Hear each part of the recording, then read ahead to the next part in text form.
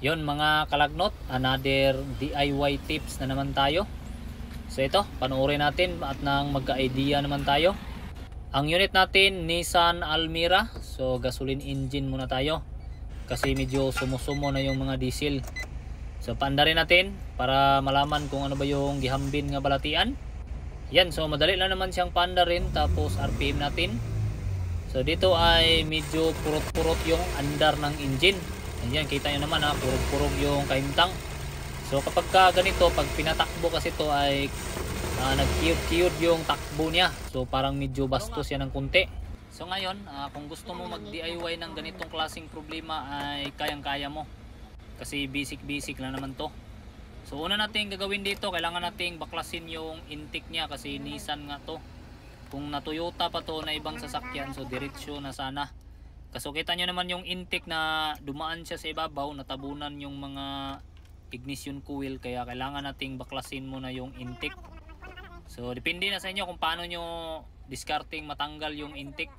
Kasi importante makita natin yung ibabaw, yung ignition coil. Yan, so natanggal na natin yung intake at ayan. So kita natin yung ignition coil. Diyan natin i-check, so dapat malaman kung goods ba talaga lahat yung kondisyon ng ignition coil. So dito ay chinik na nung kasama natin. Video lang muna kasi tayo dito. Yan, so ganun lang, basic. Ayan, so kita natin yung ignition coil na nabunlot yung kahimtang niya, nalagnot, dalaibot nga talaga. So naiwan sa ilalim yung utin-utin. Oh, kita nyo naman yan, oh. So siyempre kailangan natin tanggalin yan, ginamitan natin ng lungnos. So kapag ka ganyan ay obvious, sira na yung isang ignition coil. So gagawin natin, dahil sira siya ay ayan, kumuha ng pangpalit yung kasama natin.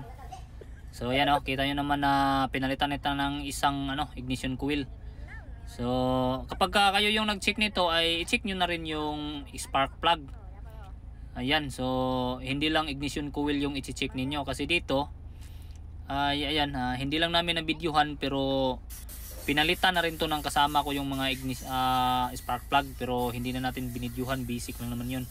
Pinakita lang natin na yung ignition coil lang talaga yung pinaka dahilan ng lahat, pero dahil sa maintenance nga kailangan palitan yung ignition coil, kaya yun, fast forward na lang muna tayo. So alam nyo na, pinalitan natin yung spark plug kasi minsan lang din nagpalit yung may-ari, kaya chimpo na. So dito tayo.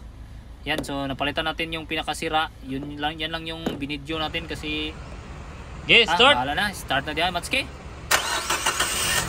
Ayun. Okay, RPM. So ayan, wala nang purot-purot. Matuli na yung RPM. Okay, RPM. So napaka basic lang, kita nyo naman nawala yung kurog-kurog na kahimtang. So wala nang intro pa, tapos na tayo. So tara, tingnan natin dito sa loob at nang malaman kung okay ba yung RPM. Yun, so lumaki na yung libor, tapos na, isang birit lang.